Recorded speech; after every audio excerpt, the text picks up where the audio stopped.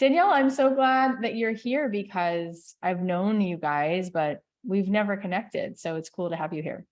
I know, isn't it funny? We have so many people in common, yet we've never actually met yet. So I'm really excited. I'm really excited to be on the podcast. So thanks for having me. And yeah, it's so fun. I mean, what you guys are doing is nothing short of astounding and so fun. And I can't even count how many times I'm scrolling and then I take a screenshot of something on your social because it just hits and it's so compelling that not only now have you been doing what you're doing, building such an audience, but you're taking people along for the ride and teaching them how they can do that. And so you guys have been offering courses and you have so many cool resources for women to grow their own businesses through your wisdom, right? And success leaves clues. And now you guys have all of this wisdom. So let's dive in and talk about how you even created what the community is that we now know. What was your part in that? What did you see as in terms of an opportunity?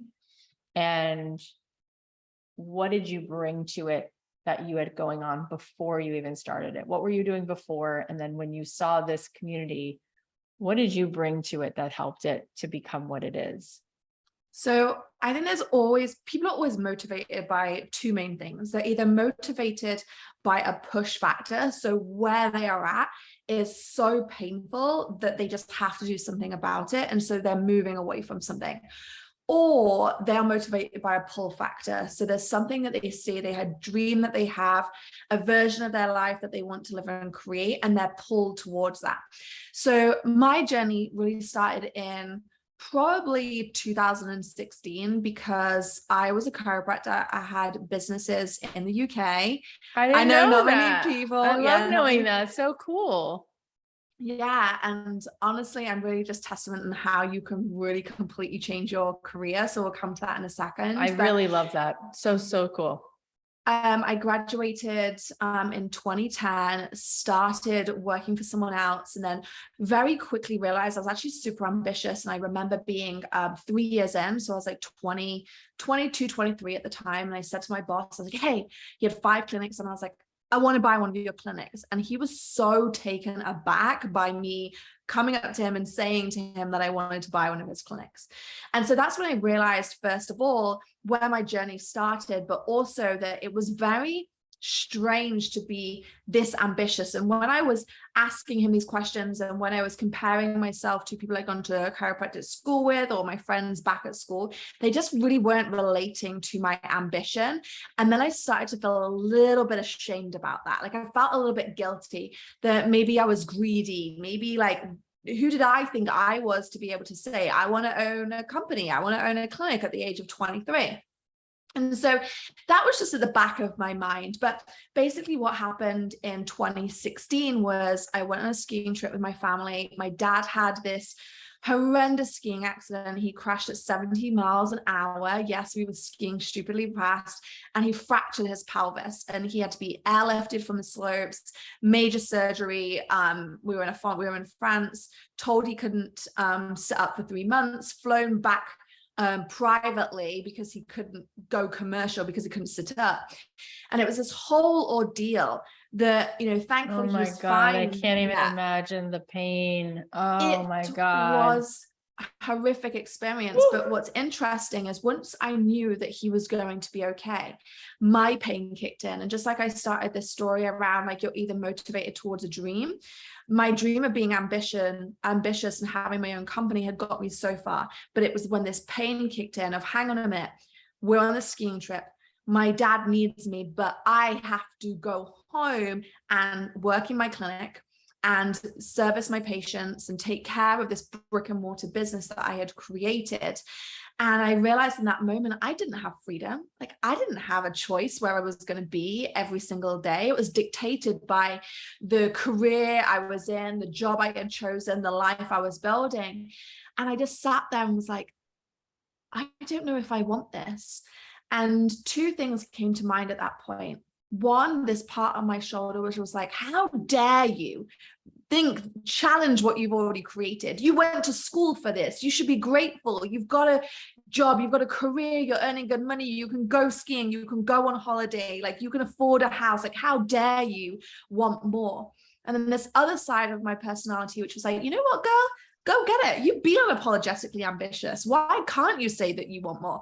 Who says you have to be content with this life that you thought you created, but now actually maybe you don't? And so I had this like whole argument and internal kind of dilemma at this point around like, oh my goodness, like what should I do?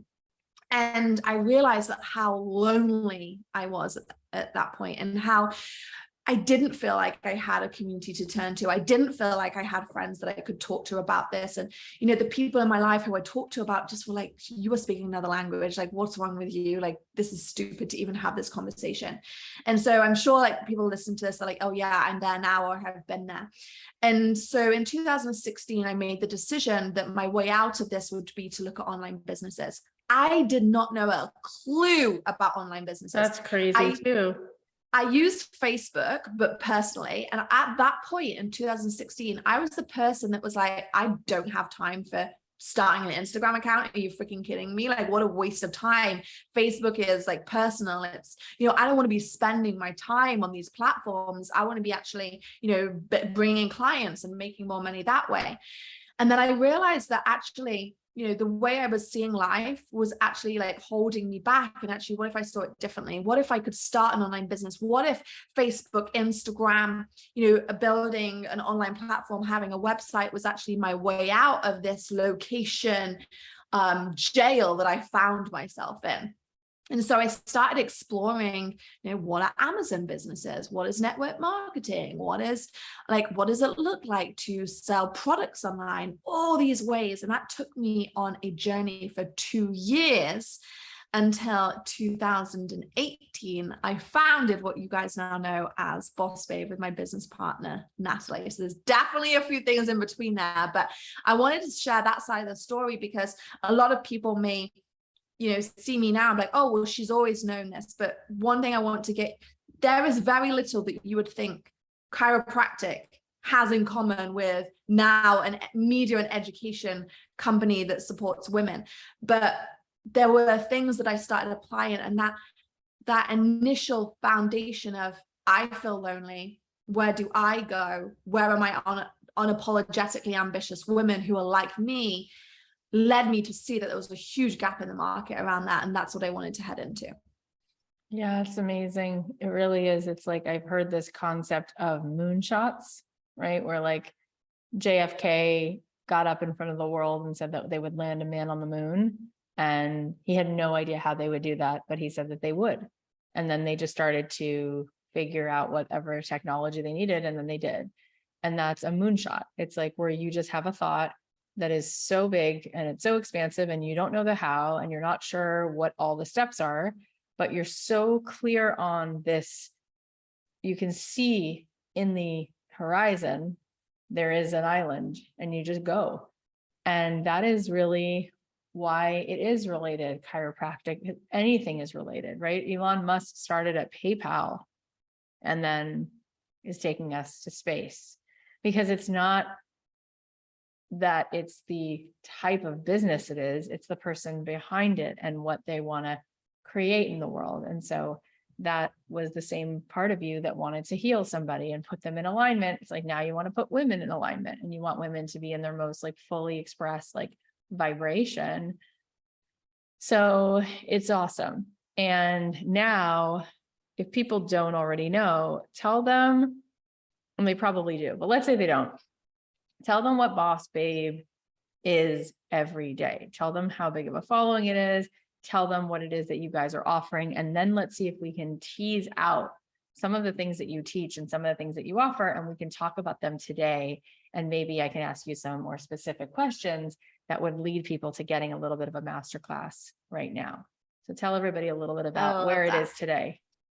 Yeah, so BossBabe now has across this platform over like 4.5 million followers, subscribers. In fact, adding our podcast in is probably actually way more than that now I think about it.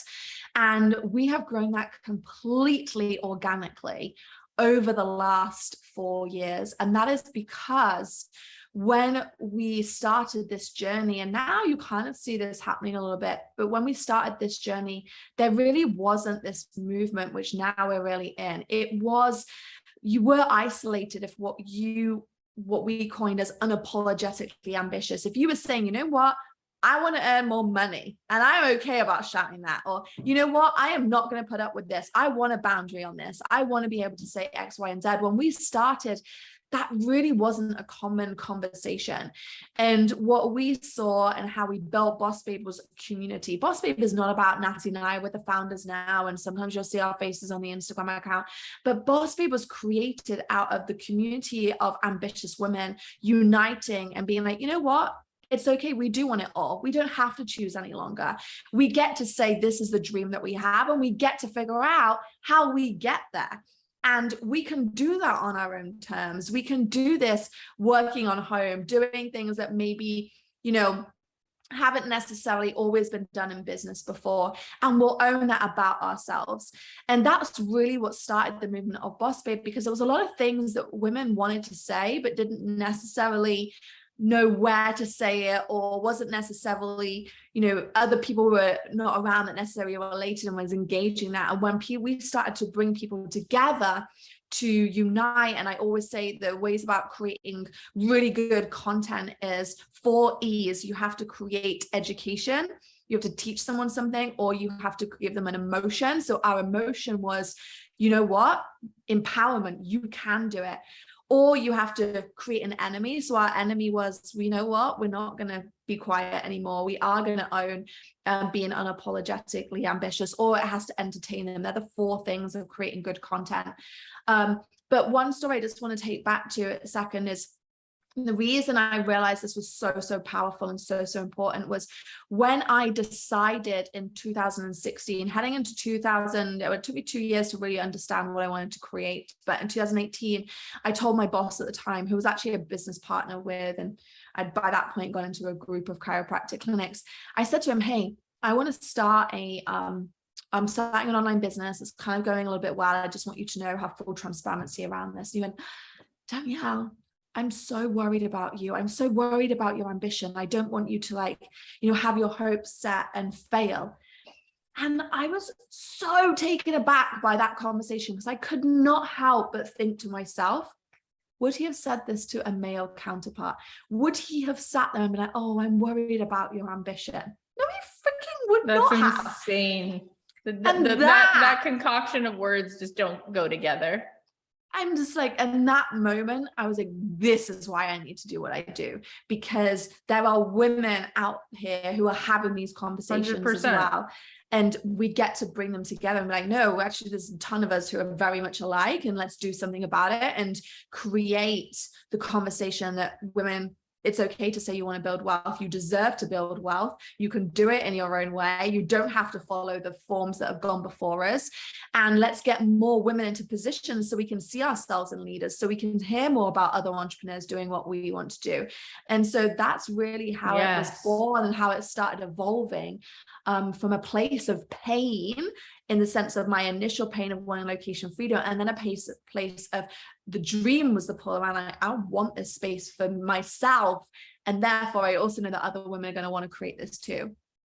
I remember before I moved to LA in 2003, I was in New York City for a few days, and I had lunch with a family member. And in case she ever listens, or her kids listen, I don't want to say who it is, but she said to me, promise me you're going to stop being so unrealistic.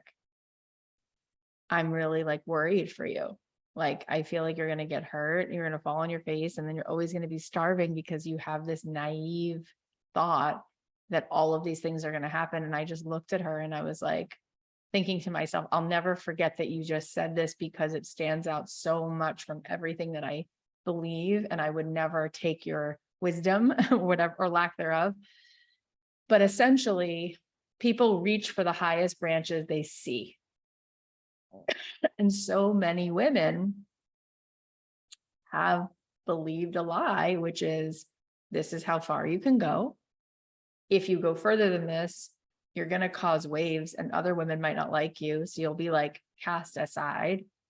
And I don't know what you think you're doing anyway, because it's not real. It's not reality, right?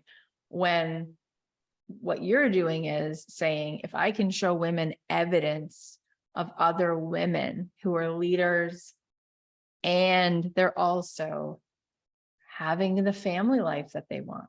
And they're also able to have integrity and buy themselves a name brand bag because they don't have to decide between the two.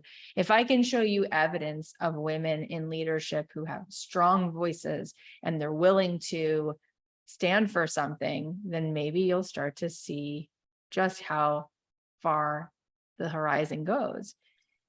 And it's so important. It couldn't be more important, especially today, because I just want to finish by saying, and I don't mean to cut you off, but I'm so passionate about this and I'm so glad you're here. I had Chelsea Clinton on the podcast 2 days ago, and we were talking about women raising their hands. And it doesn't matter what side of the aisle you're on. That's not the point I'm making. The point I'm making is that if you look around the world, there is a deficit of women in power. And if you look around the world, you'll see there's a lot of interesting and painful choices being made. And what might happen if women had bigger checkbooks and bigger voices and bigger microphones?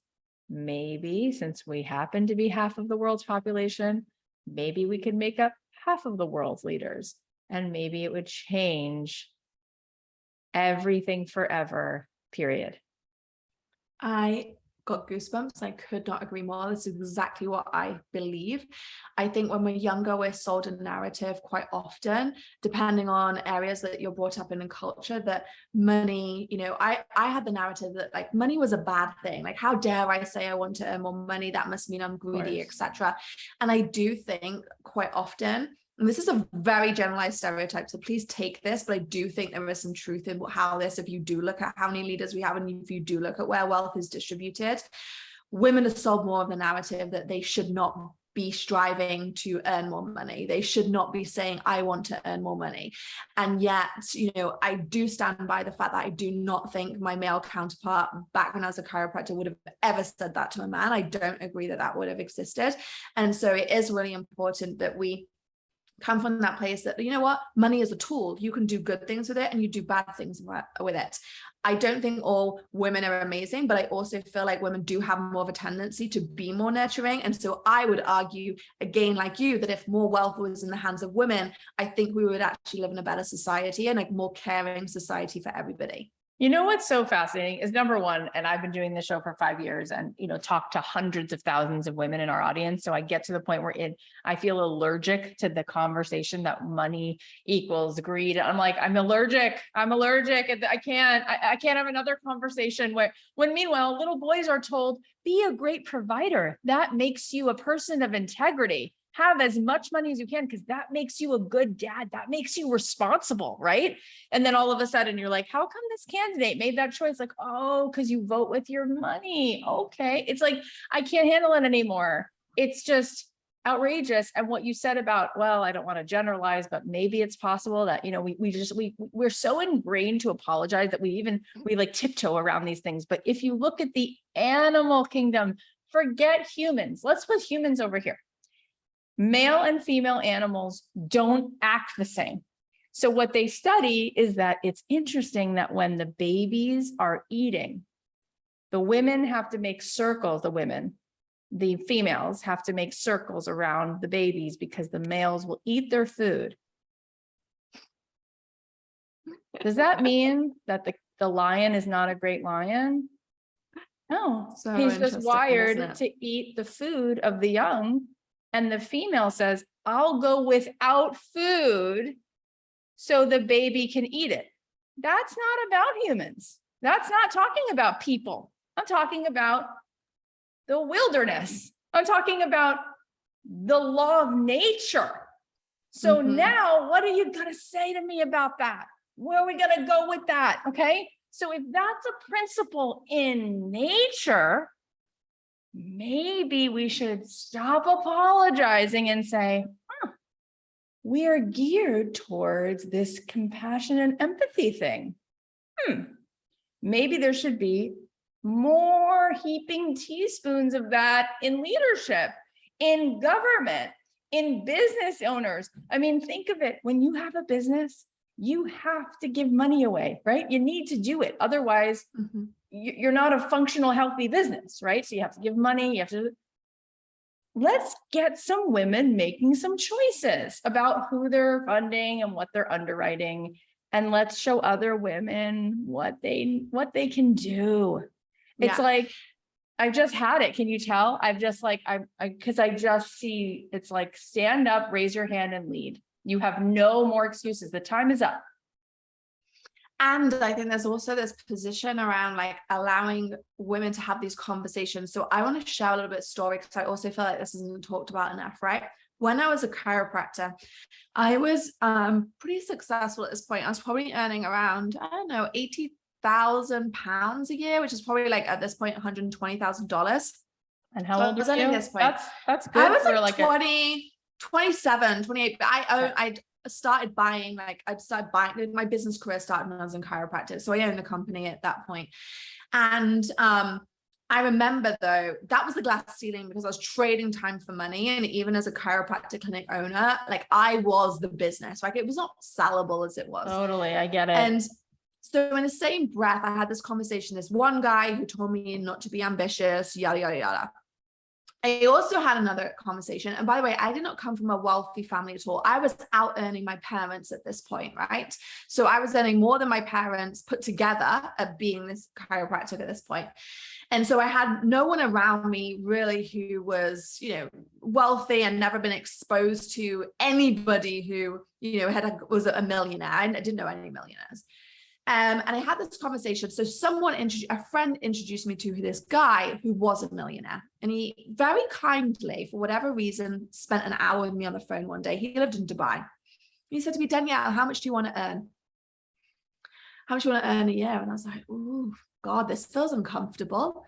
And I want you to literally sit with yourself, anyone listening, for a second and just be like, if someone asks you, how much do you want to earn a year? You can pick a number and pick that number in your head. And how do you feel about picking that number? And are you already downplaying that number? Because let me tell you, the number I said to him straight out the gate was £200,000, right? So I was already earning 80,000. £200,000 was the number I picked. He went, but you're like not far from that. That's not actually far from, what do you mean that's, he was like, Danielle, that's no number to pick. And I'm like, huh? He's like, well, pick bigger than that. And I'm like, I can't possibly pick bigger than that. What do you mean I could possibly pick bigger than that? I can't imagine more money than that. That's a load of money. He's like, pick a number, really stretch yourself. So I got to 400,000. That was the highest I could absolutely go in my head around what it would be my dream income to earn was £400,000. So equivalent to about $600,000 a year, maybe, right? That was a number. And I felt sick writing that down. Like it felt so alien to me. I could not imagine that number, right? That conversation, I'm going to tell you, that conversation took place August 2017. I decided to go to San Diego to a Brendan Burchard event in September 2017. That is where I met Natalie. And in February 2018, we incorporated BossBabe, right? And I want to tell you this. Him asking me that question made me realize I didn't know how to get to 400,000 as a chiropractor. I was like, like this online thing really is where I really need to go. So I tried a few things, but I wasn't really getting anywhere. So August 2017, met Natalie September 2017, incorporated BossBabe February 2014. We made 1.4 million in our first year of business. And I basically took home that number. Right. And so it's amazing. What I'm sharing with you guys is that we hold ourselves back, right? And when you don't shoot for the moon, you don't even end in the stars, right? You have to really think and widen. I have no idea how I was ever going to make $400,000. I have no idea. And so I want to share that with you. So good. Because you stand in your own way sometimes. It's not even a man standing in your way or a brother standing in your way or a parent standing in your way. You stand in your own way. And so as soon as we take ownership for standing our own ways and start going, okay, if I don't want to stand in my own way, how do I get out of my own way? Then we can really have the conversations about how you can freaking change your whole entire life in a year, because it is doable. And people think it takes 3 years, it takes 5 years, it takes 10 years. No. You can change. You will 100% estimate how you can change your life in under a year. It is absolutely crazy.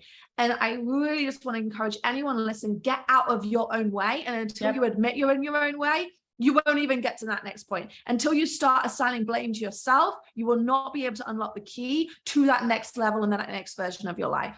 It's so powerful. And it's my story. It's everybody who's been on my podcast story. It's like, as soon as they could think about it, then they could allow it into their own reality, right? Just the thought alone is so powerful, how it calibrates you and then reveals what's already done. It's already there, because I wear this infinity from Cartier around my neck, because the world is infinite, and that is reality itself. It's like these new webcam videos we have of space, we're like discovering a light year, just one light year is so far that, like, even if you could get the technology to fly it, you would not make it, because like in your lifetime, like you can't go there. You know what I mean? Like the universe is so expansive that when you think of it from the perspective of like your consciousness, your soul, not your ego, but who you really are, who you've always been since the second you were conceived, that life force inside of you, the only match for it is an infinite amount. The only thing that makes sense is an endless amount of love, an endless amount of abundance, an endless amount of giving, an endless amount of reception. That's it. When you get that, you're like, no number other than infinite makes sense. It doesn't make sense. It's not a match. So in the work I do, I teach people how to tune into who we really are, right? So that's what we're talking about. And it's so important. So you have that moonshot, right? You're willing to see beyond what your eyes can see, what your five senses, the 3D can see. And now let's say we get that done. Now that's 99.9% of the whole thing. Now the 1% that's left is some of the strategy. And it really is like 1% of it, because that other thing, the energy, that's why Natalie was even attracted to talk to you about this thing at the event. So that's the 99%, but the 1%, let's talk about that for a second, of the strategy. Let's say somebody has this resonance. They're there, they can see it, and things are happening. They're bumping into opportunities. And now they want to use their hands to be busy with the right things. What are the ways? Let's start with visibility, right? Growing a platform, because there's a lot that we've heard that's just noise. It doesn't actually grow your platform, right? The other day, Khloe Kardashian's team reached out about doing a giveaway with her. And I said, no. And by the way, I love the new Kardashian show on Hulu. I think it's like stunning. And I'm like, it's like eating candy just watching it. But I said no, because what I've learned is like, I don't want followers who come to me for that reason. And so I've never done that. So there's a lot that's out there about like, this will grow your platform. This will grow your visibility. But boy, do you know a lot about that. So if somebody is in resonance and they're just like in the stream, receptive mode on, and they want to grow their platform, what are a couple of things that now they can think about to grow a community online? I think this is such a great question. And like the thing that I would start off by saying is like, no follower is equal, right? Just like no money is equal. And just you sharing that, Kim Kardashian's team reached out to me too about doing one of hers, and they actually shared Kim's demographics, and it's like 85% male was her demographics, right? Or like really high. And so I just want to start by thinking there, like followers is absolutely a vanity number. Like, you have to be really clear about why people come to you. And we always teach a method called the MBA method, which is about starting and growing on social media. And the M stands for magnetize. You really need to understand who you want to draw to you. And that comes around like, what type of content do you want to create? What subject is it on? What is your niche? And I know, look, some people are like, you don't need a niche, you don't need that. But I'm not saying a niche is in like, oh, you need to be just talking to female entrepreneurs between the ages of 35 and 37 and a half. No, but you need to know, what do you stand for? What are your values? So if people come to me, I'm not attracting people who come for my fashion sense or my makeup advice. You're never going to see me giving a makeup tutorial. I barely wear any makeup and I'm really horrible at doing it. And you're so beautiful. I just have to say it out loud. So there you go. Thank you. It's very kind. It's very true. I'm good at telling the truth. Go ahead. And the point is, I'm like, okay with that, right? I also, if you look at my followers and you look at BossBabe's, like mine even more so, mine is 98% women who follow me. I'm not posting my ass out, which I know will get me more followers, but they'll probably be men. There's nothing wrong with posting your ass out if that's the type of audience that you also want to curate. So what I'm saying is, be intentional about who you're magnetizing. Talk about subjects that light you up. Talk about subjects that you want to grow a business into. Talk about things that are actually aligned with you, and stop chasing a silly number that means jack shit if you don't actually know how to monetize them or do anything with them in the first place. So first of all, magnetize is where I'd start. And just taking you back to what I said earlier, there are 4 E's of creating content that I always teach, which is like, you have to be making sure you are either entertaining them. Every single piece of content has to have entertainment in it, education in it, emotion in it, or an enemy in it. And just to ground that conversation, let's say you are a swimwear brand and you are made out of recycled fabric or something. You might have content that isn't just about looking cute in swimwear, it's actually about plastics in the ocean and about a different, not only do you want this level of your brand, people buying your brand because it looks cute, but maybe you stand for something else. Maybe it's around, the conscientious side or whatever that is. You have to really understand what that is about, because then you're going to bring the right people to you. That then has a knock-on effect on your engagement, because again, if I'm going to be posting, if let's say I did Kim's giveaway, I got all these men, they're now following me. They're going to unfollow as quickly as I can, because they're like, wait, I'm not getting the type of content that I want from her, because, she's not posting anything that I'm interested in. They're going to leave, or they're going to hit my engagement and they're not engaging with me. So now the algorithm is not actually going to favor me, because they think that my content isn't very good. And it's just that it's not really speaking to the demographic that I've targeted about. And so that's why we always stood with BossBabe and the growth of the BossBabe account too, is we were so specific on who we were targeting. Like, if you didn't like a swear word now and again, you're not going to like us. Right. If you didn't like a really kind of sassy post, you're probably not going to unfollow us.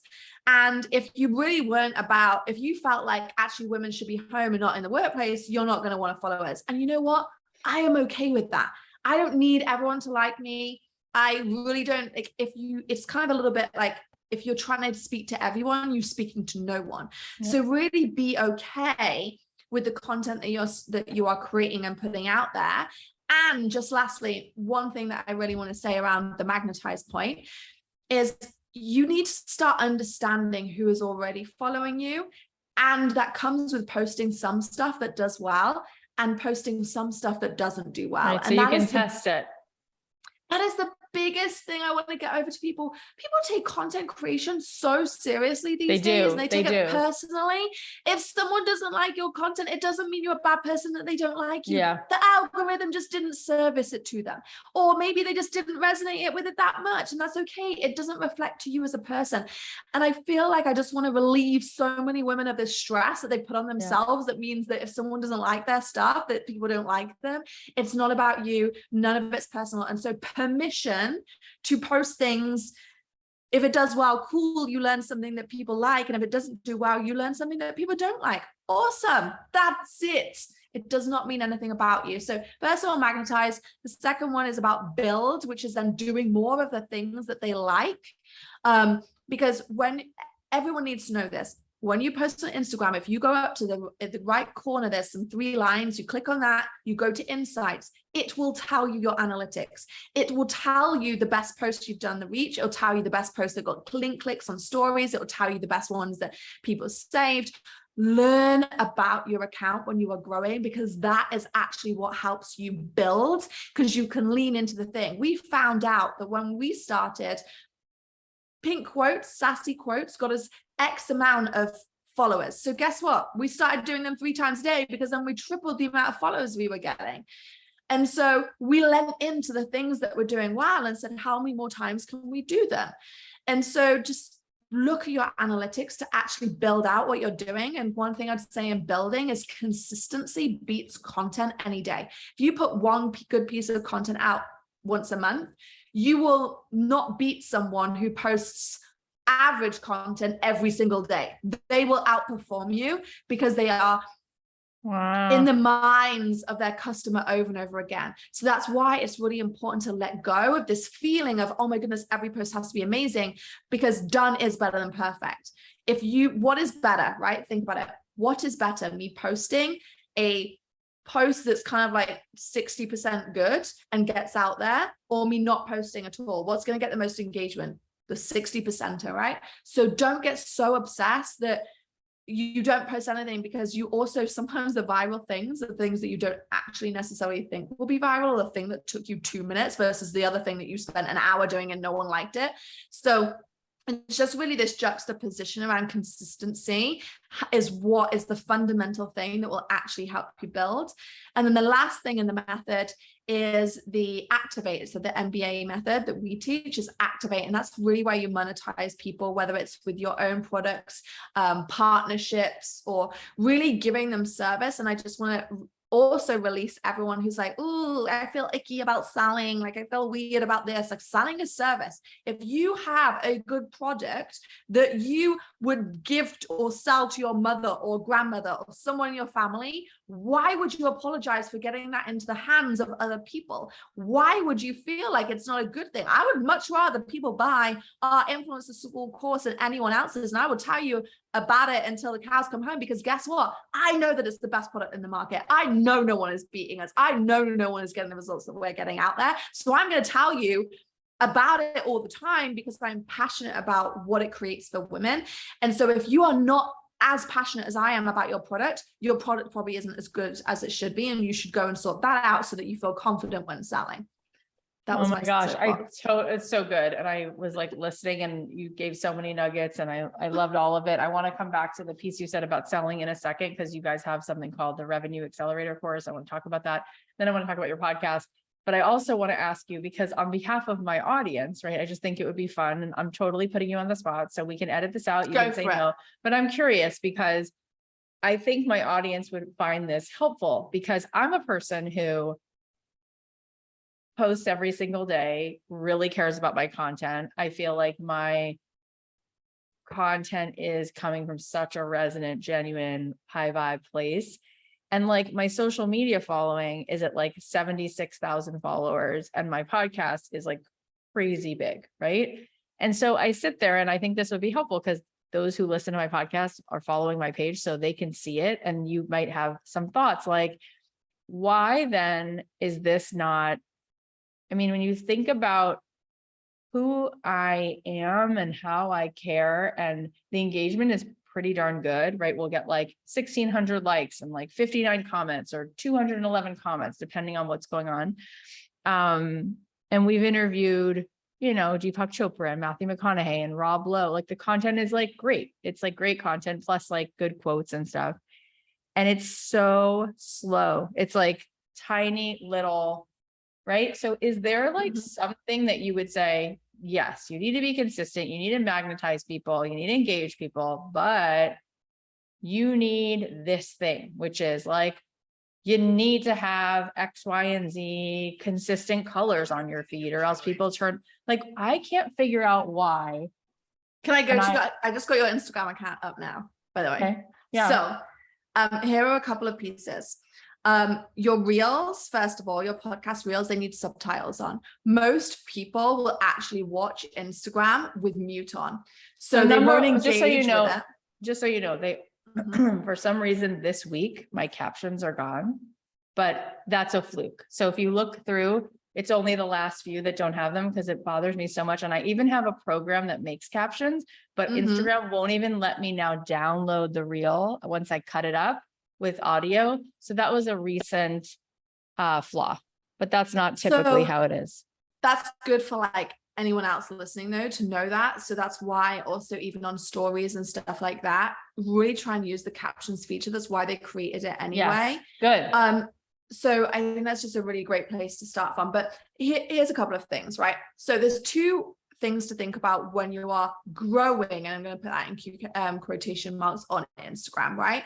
There is growth as in how many of those people are you monetizing or like activating essentially. And I don't necessarily always mean that in a monetization way, but how many of them are you actually activating? Because we made $1 million way before we had 1 million followers. So also everybody, don't get so hung up always on the growth of the follower number, because it also doesn't necessarily translate to how many people are going to listen to the podcast, or they're buying, which is helping your ad revenue, or they're buying your product because you spoke about it. Let's say you can have 6,000 followers, but they are so highly engaged on their stories. Like if you're doing swipe ups, you're getting like 200, 300 swipe ups on your stories. Or, when you're saying link in bio, people are actually going and listening to the latest podcast dropping, or, getting the products or signing up for the coaching.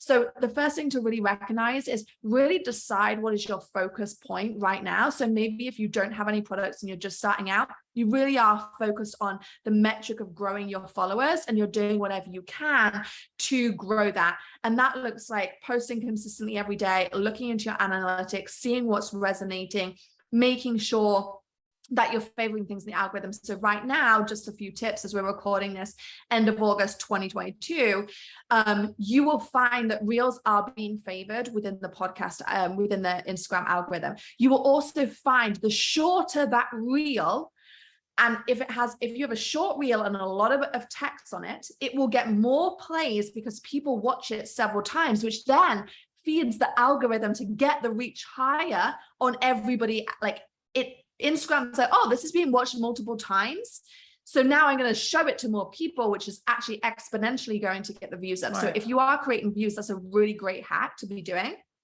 Another thing is there's different types of reels that you want to be creating. You might create one which is really leaning towards virality, okay? And that might be a trending audio one. It might be something that really like entertains people, but there isn't actually much value. So take you, for instance, Cathy, you're a coach, right? So really you get paid when people work, and I'm making a lot of like assumptions here, but you get really what counts as your bank balance and how people filter into that intuitive coaching. So you might be in two positions. You might do some reels that really leaning towards virality, which probably are not going to be very educational most of the time. They're more on the entertainment or a little bit of emotion side of things. And those are the ones that go viral. Then you'll do another type of reel, which actually gets people who are very, very targeted to then sign up for you. So for example, we can do our quote reels. Quite often we will get over 1 million, 2 million views on it. I did a post more recently about my growth on Instagram, going from like less than 10,000 followers all the way up to where I am now at like 90,000 followers, and showing the patterns that I went through to get there. That got about 500,000 views, but what it really got was freaking signups on our email list. And guess what I get when I get signups on my email list? I get sales into influencer school, right? I get paid, my team gets paid. So don't always judge. Like if the goal is not to make sure every single reel goes viral, you'll have some reels that go viral and remind people to know and like you. And then you'll have some reels that are based on the trust factor to get people to sign up to your email list or buy from you. And so really be clear around what type of reels that you are creating. Our podcast reels never go viral. Probably had one with Mel Robbins go viral where she literally was like, I make 100K an hour speaking on stage. And it was so out there and like, yeah, mic drop that people are like, want to know more. But most of the time, our podcast ones are actually value add and reminding people to come to our podcast. And also I will share, just because we're all talking about podcasts and your podcast platform, I did not see when I was doing the podcast reels, I did not see on Instagram a correlation between Instagram and the podcast. But when I stopped doing the reels on Instagram, I saw my podcast drop. So I realized they weren't necessarily going from my Instagram account to my podcast, but it was reminding them of the podcast, and they were going into the podcast a different way. So I really want everyone to think about, there are formulas to this which work, and there's common sense that you also need to apply on top of those formulas, right? Every single business is different. Like, you need to be really analyzing things, looking at stuff, learn from people who know what's working, learn these hacks that I'm telling you, learn if you are stuck with ideas to create content. We'd give a free 30-day of content because I know what that is like. I literally even had to go to it today. I was like, oh, I'm really feeling a funk on my creation of content right now. Like, let me grab my 30 days of content I give to everybody else and let me pull some ideas from it, because I'm feeling a little bit out of my creative juices. And so just recognizing that all of this is a process, and the key thing to growing an Instagram or social media following on TikTok, here and everywhere, it is building foundations that help you create, recognizing that every single creation is going to be viral, and that is okay. And recognizing that there's different types. Yes, I also know people who have millions of followers and have businesses a quarter of the size of what we have. I know they don't know how to monetize them. It really is crazy. And I'm so happy you're saying this, because I think our ego exists, right? And so there's a part of us that is in flow, and there's a part of us that goes, but wait, aren't I supposed to have this vanity number, right? And thankfully, for the most part, I kind of just keep my head where it needs to be, and I do what I do. And before I even had an Instagram account at all, I was making $2 million before I had one post on Instagram, because I had a business. I was a songwriter. Then I was teaching people the business of songwriting.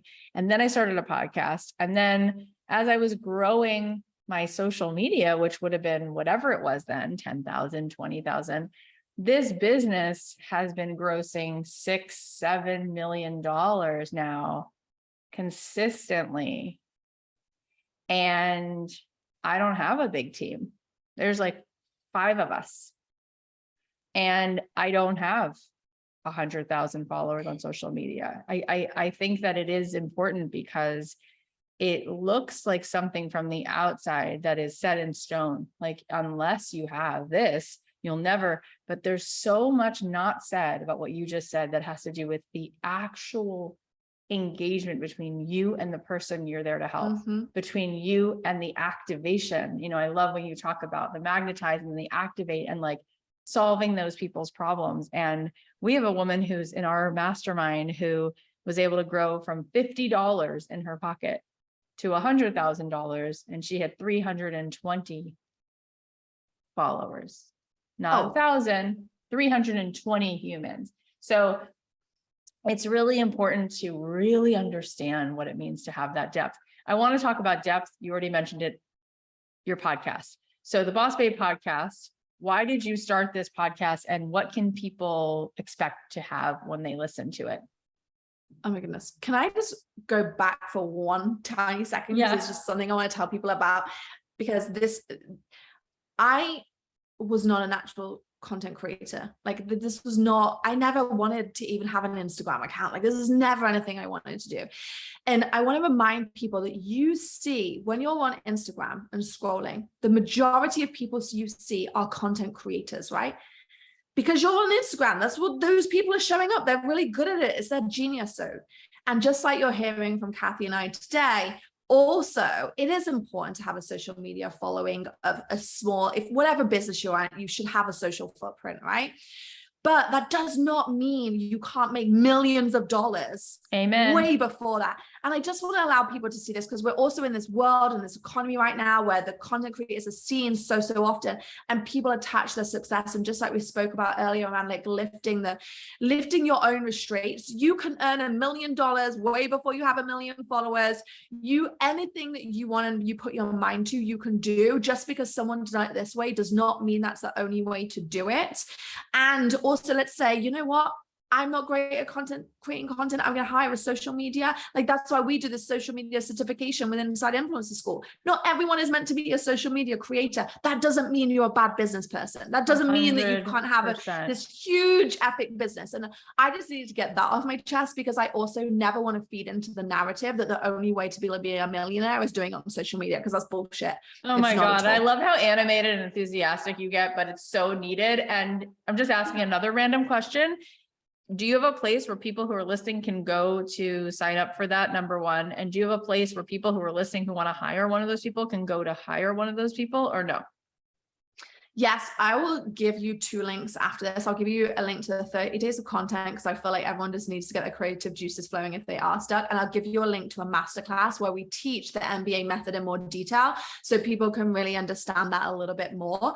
Right now, we don't have a place where you can hire people who've been through our course yet. They're just utilizing that on their own social media platforms, but we are working on that because the demand is really there. So we'll drop the links for sure in the show notes. Thank you. Okay, amazing. So your podcast.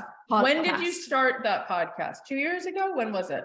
2019, April 2019. And it is my favorite freaking place ever. And you know why?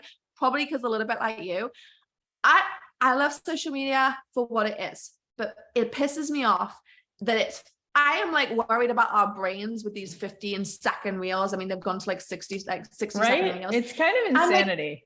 I'm like, this is not giving full context. And what I love about the podcast is we have real behind the scenes conversations. Like, I want to get down in the dirty, what went wrong, what went well. Like, tell me when you cried, tell me when you were angry, tell me when this shit went down. Like, I want to know that. I don't like superficial things, like conversations. I like to get deep. And so really I started the podcast because it really gave me a chance to be nosy and ask really successful people how they were successful. And I enjoyed doing that. And I'm just like, I love building connection with people. And so selfishly, it gives me the chance to find out questions that I want to know. And I also then appreciate that my audience will know, because I am basically I am the demographic of a boss babe. Like the whole business could be built for the things that I know and need, because I'm an ambitious woman in building, and I want to be building my own wealth. So I come at it from a place of just like, what are the conversations that people aren't really having? What are the conversations you cannot have in 10 minutes, but actually take an hour to really get into? Like, I want to hear people's vulnerability. I don't want to hear all the happy stories all the time, because that's not reality. It's not interesting. And the last thing I want to do is for people to listen and feel shit about that. I hope it's okay I swear on your podcast, because I've been like dropping like, I want to be having these conversations that matter. I don't want people thinking about the highlight reel is bad enough. Like, we're all seeing a highlight reel all the time on social media. And you know what? Sometimes we don't want to be seeing someone crying on social media. And I think there's a time and a place. And actually, I think podcasts are a great way to get deep diving into that and have context. And that's why I love it. And that's what you can expect. The behind the scenes of building successful businesses and learning how to be our best selves. We also have conversations around wellness, like PCOS. I suffered from that. I also had a conversation around my divorce, got divorced. That was horrific, and really wanted to have that conversation as a woman in her early 30s. It was a really lonely experience. And I wish I'd had better legal advice when I signed a marriage contract. And all these things that just impact busy, successful women. Now Natalie's just had a baby. I know there's going to be more conversations around like, what happens when you have a baby? Why is no one talking about this? How does this so good workforce? Like, just all these things that we just don't get a place to talk about all the time. So, I mean, that takes so much strength for you to share all that, and for you to be taking women with you on the journey. And I'm sorry you went through that, but not sorry, because that's the beginning of the rest of your life, and you're dealing with it like with full strength. And that's the best, because you could help other women as well. Do you have 3 more minutes, or would you need to get off at 3? Because you might have another podcast. I am good right now. Okay. I just want to ask you one more question. Because I said that I would. So I want to talk about the Revenue Accelerator course, because I think that there is something where people will hide behind the building phase, because as you said earlier, all of a sudden it feels nauseating to raise your hand and have something that you're selling. And I really think that that's so toxic, and it's something else that I'm allergic to. I just am like, I'm over it. Like, you're looking at it what I think is the wrong way, because I think it is such a charge people get when they are charged. I think that we actually get so much out of co-signing abundance and not co-signing on, I can't afford it. It's like, well, what if I wanted to do something different? What would be possible if I bought this thing or took this trip? And how different do I feel coming back from this experience or buying something from Gucci? How do I feel about myself? What story am I telling myself when I spend money? So when you talk to people about making money, and in this program, let's talk about, I know you have a 6-step checklist in there, but whether you tell me the checklist or you just tell me one juicy thing, what do women need to know about making the sale? What do women need to set down that they believe about making the sale? And what actually helps you to hear the cha-ching and you're starting to have revenue come in to your business? You got to ask for it. Do you know what? That is the biggest thing I see women stopping themselves. They don't even ask for it. They tiptoe around it. Like, oh, if you want to buy this. This is going to change your life. Like, this is actually going to make your life better. You spend money on going out for meals or a cute top. What is that actually adding to your life? I'm going to give you the knowledge to completely change. I'm not going to give you a fish. I'm going to teach you how to fish, girl. Like, that is what I want people just to unapologetically say, buy this product. If you believe what you are selling is going to help someone's life, ask for the sale. You are doing them a disservice by not telling them about it in the first place. The Revenue Accelerator was actually built as a lead into our membership, the society. And that's where we teach female entrepreneurs how to start. If they don't even have an idea, we teach them how to find an idea, start their business and scale it to 6 figures and beyond. Because like we started with the beginning of this podcast, I believe that if there was more money in the hands of more women, just think about this, right? If you had more money, you could help your family, you could give to charity, you could make a difference and a change in more people's lives than you could ever imagine. Money is not stopping you or going to create you being evil. If you believe you are a good person at heart and you want to do good things in the world, you're doing the world a disservice by not making more money. Like, we need more caring people who want to make a change to earn more money so that they can do impact. And that is the only way we actually change society, is when I truly believe the more money I make, the better I can leave this world. Like, I can donate to the charities that I really feel like that need it. I can make sure that I change the lives of people around me for the better. And I'm not going to apologize about that. And I don't think anyone listening to this should either. The only people who should apologize for it are people who do it for evil. And I just want everyone to remember also where they came from. If you don't come from money, don't forget that and always go back to your roots and remember that. Stay grounded. Buying a Chanel handbag does not make you happy. All right.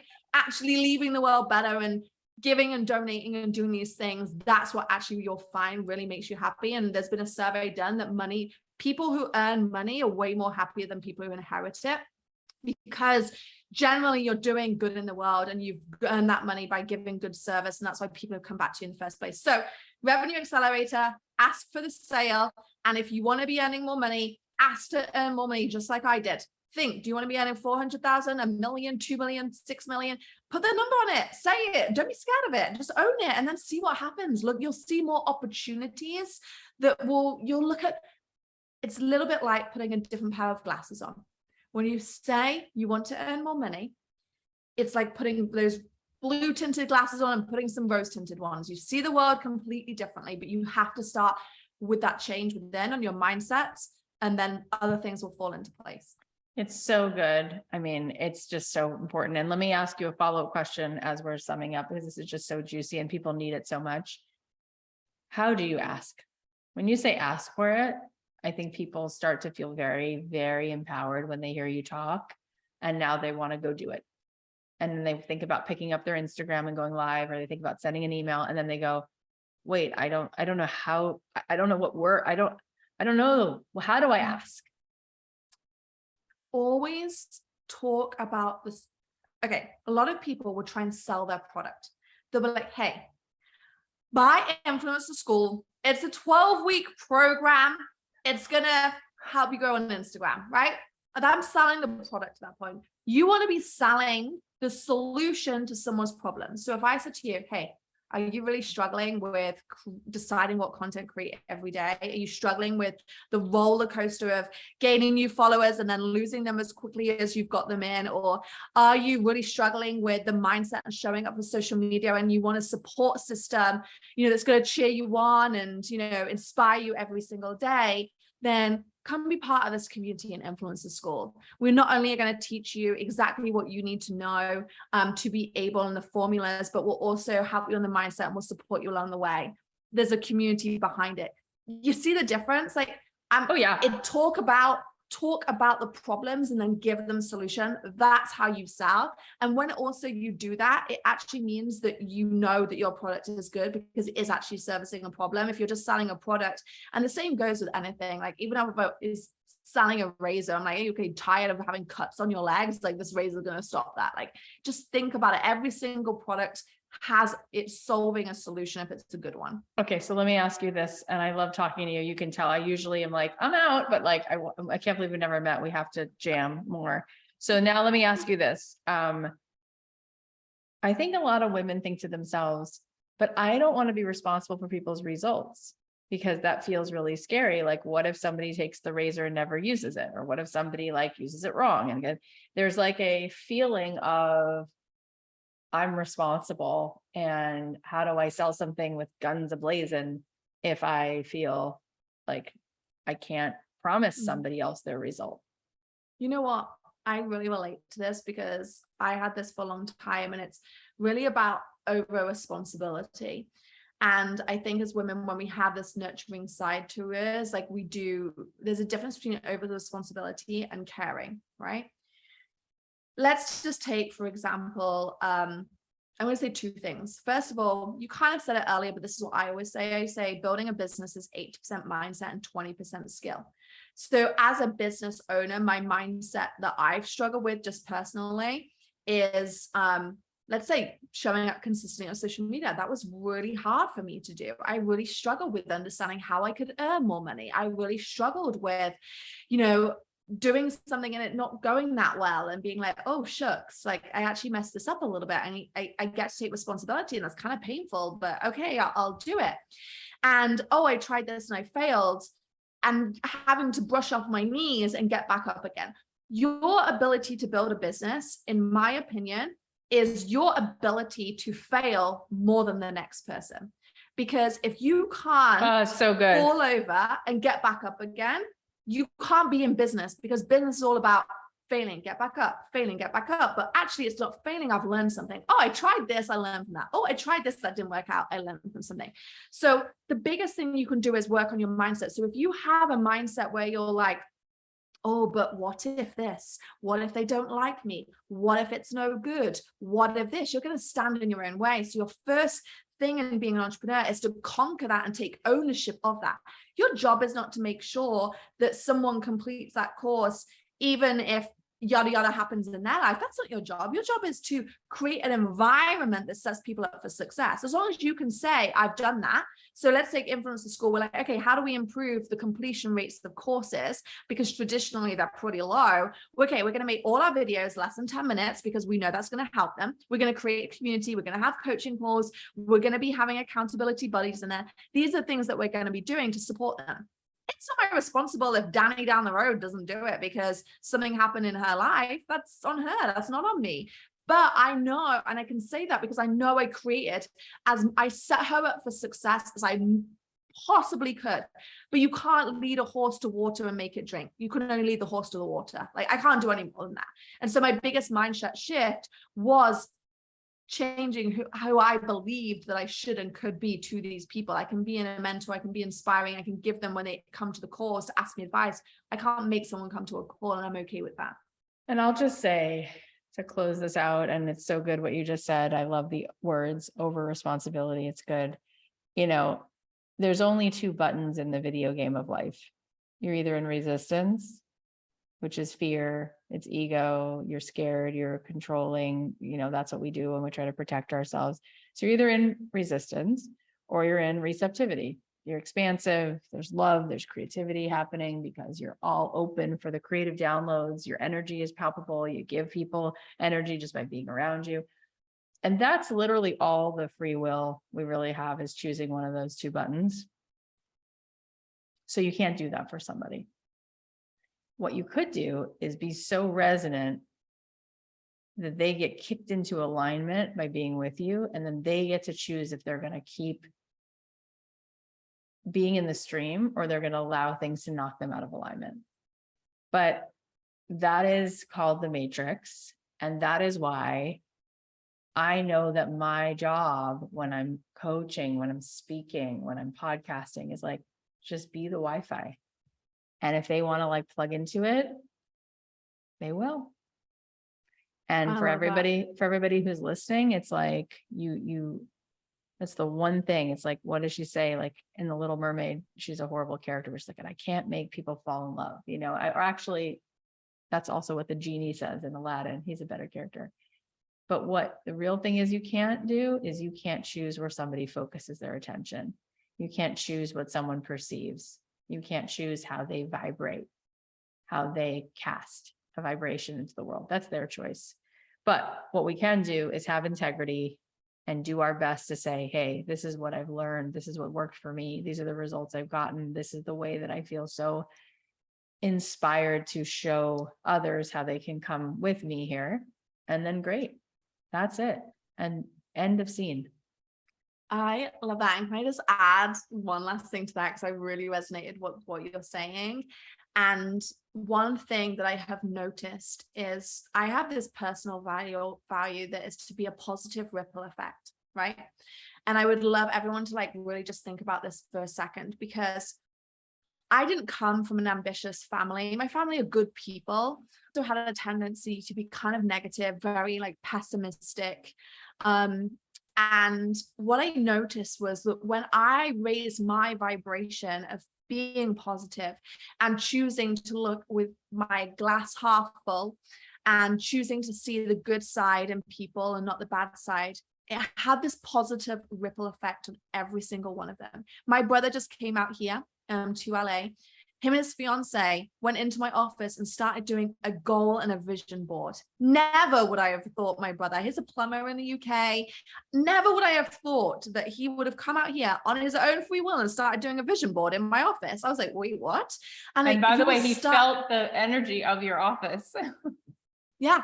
And you will start seeing this. So just remember, if you are sat here going like, I don't have the right people around me, or like, I'm noticing this about my family, be that positive charge for everyone, because they will start either raising their own frequency to be close to you, or they'll just start pulling away, and that is okay. And I've noticed that with family, I've noticed that with friends. But if you can hold your frequency and who you truly are and be fully in alignment with yourself, people will either choose to get on that same frequency or they won't. And either is okay. And I just think, just kind of like what you were just saying there, I think it's just really important that we all get to be a positive ripple effect. And if anyone's listening to this, I would just love for them to take away, like, how can you positively impact somebody? Because then that goes on and impacts that next person, then that next person. And that ultimately, if we can create positive ripple effect of change, that's what overcomes the negative effect that might be sent out by somebody else. I promise this is the last question, because you just made me think of it. And we're when's your birthday? 20th of August is coming up. Okay. Yeah. Okay. I was just curious. I'm a end of June, but one of the days where I lost the most followers is when I celebrated like a huge win. I posted on my Instagram, and Emma, who's listening, I'm going to actually have you delete this, just because I'm not going to delete the question because I want you to answer it, but I'm going to delete the specific of what I said, because that's how triggering it is. And I saw it firsthand. I posted on my Instagram a text from my mortgage broker that I can buy a $10 million house. And then I wrote this caption about how I come from a single mom family, came out to LA in 2003, and and I'm so proud that my husband hasn't been the breadwinner, and I've been able to do this, and I have 3 little girls, and we had so many people that day unfollow my account. So what Emma can leave in is, my question is, what do you think about celebrating your wins publicly? And I find that a lot of girls, and I talked to Priyanka Chopra about this too, that she's like, we've been conditioned by the patriarchy that there's like not enough for women in general. So when we see women rising, sometimes we kind of feel, and like some animosity rather than like, no, that's amazing. She's paving the way. And she has a lot of support, but she also noticed early on that she would get a little bit of like shade, just for rising, right? Just for being beautiful and celebrating herself. So I guess I'm belaboring the point, but the question is, what do you think about women standing up and saying, I want to celebrate like how many followers I now have, or I want to celebrate the podcast downloads, or I want to celebrate how I crossed this revenue goal, or I want to celebrate this beautiful home. And there's a fear of like, dim it down. You might bother people, because boy, does that then sabotage your success. If you feel that by being more successful, you will hurt other people, or you won't belong. I'm going to challenge you to leave this part in, because I actually think this is a really, really big conversation that gets to be had. So here's my stance on it. When we see someone, right? So someone celebrates their wins over here, right? They're like, oh my goodness, I've done this. How amazing. There's two types of people. There's a type of person who sees that and it's like, wow, if they can do it, so can I, right? Because they live in abundance. No one's taking that away from them. No one's saying that they can buy a house of that amount. It's actually an example of, wow, if she can do it, so can I. And then there's the other type of person who is, and this is where we come into feedback loops. Our thoughts create our feelings, which create our actions, right? And so the person who sees this, who is like, wow, my thought is, if they can do it, so can I. They are inspired. Their feelings are inspired. I'm like now confident. And then that creates the action. So the reason I'm challenging you to leave this up is I want those people who hear this and who are inspired by you to be like, oh, she came from a single family. She didn't know what she was doing. And she's got a mortgage for a $10 million house. How freaking incredible. I am going to support her. And she's just cheered me on to do it too. And then the people who are like, you know what? If she could do that, that means I can't. It's all right for her. Maybe she had a benefit having a single mom. I had two parents who were together. Now I can't do it. And those people, if you caught yourself thinking, oh, it's okay for her, I would challenge you. That is exactly why you are not where you want to be. Like that is exactly why you get to do the work on this. And it's okay. We can change. Our brains are neuroplastic. How amazing that God created us, or whoever created us, whoever you believe in, they created us and our brains could change. Yeah.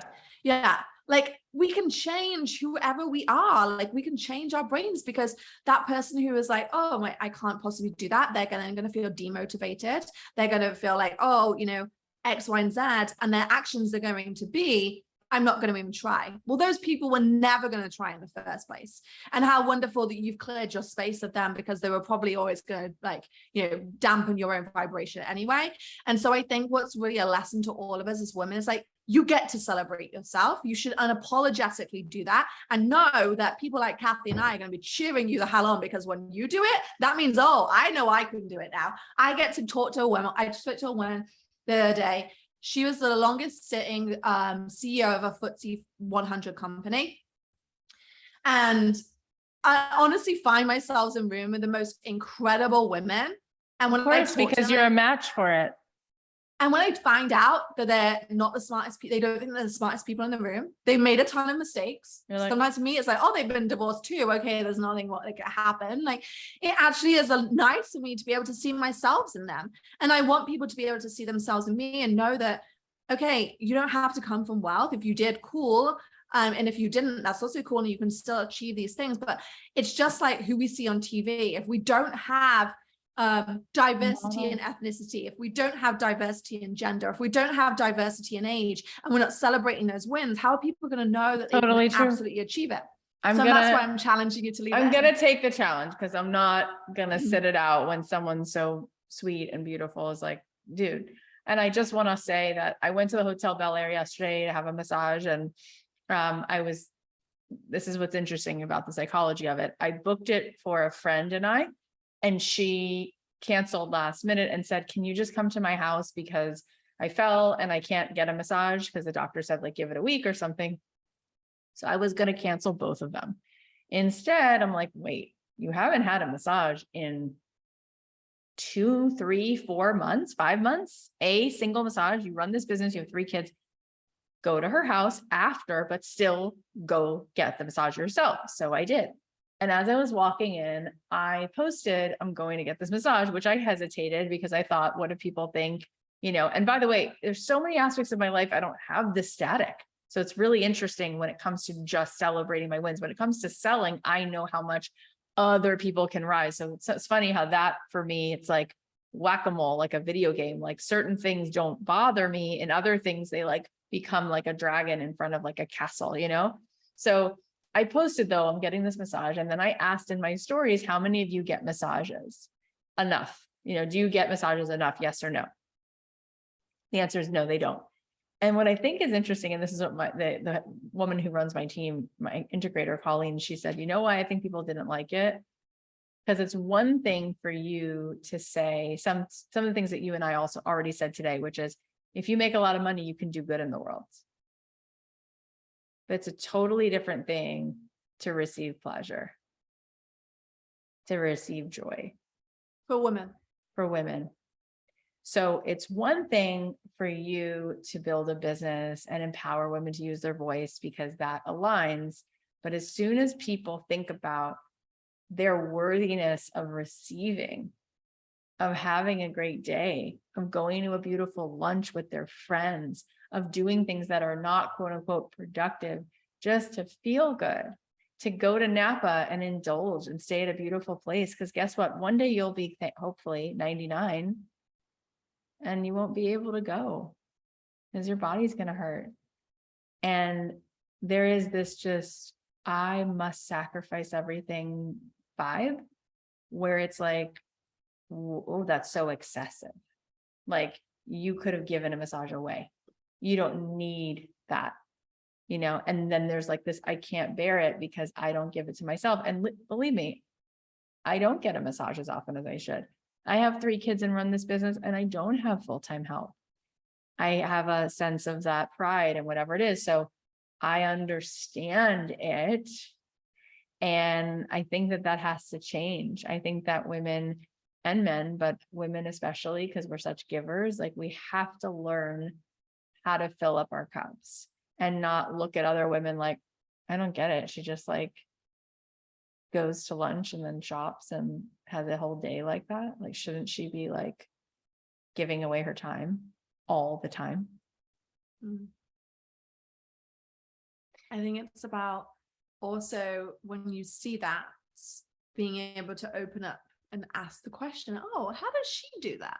Like, I would love to be able to do that. So I'm going to look a little bit closer and I'm going to listen and I'm going to learn. And you know what? You might find that actually you could have a really good podcast or you could do this business. And I think that's where I would love to just like challenge anyone listening, if they have had any moments where it's like, oh, it's okay for them or it's okay for her or whatever that is just to kind of ground yourself and like, oh, if they can do it, how can I? If they can do even things like massages or lunch dates, etc., like what can I learn from this that means I can create the life that I actually truly want to create and I deserve? Because you all freaking deserve to create and live on this earth in the way that you want to. 100%. And how we view what we deserve, since everything's a hologram, is how you view what you would think other people deserve. And it's like, think about your best friend. Wouldn't you want her to go get a massage? You would.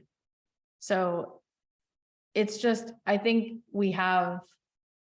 this conversation has allowed us to become aware of things that sometimes we're not aware of. And it's no wonder you and Natalie are doing such amazing things. So tell everybody where they can find the podcast and follow you and all of the rest. You can find our podcast on the BossBabe Podcast. You can find Apple, Spotify, all those places.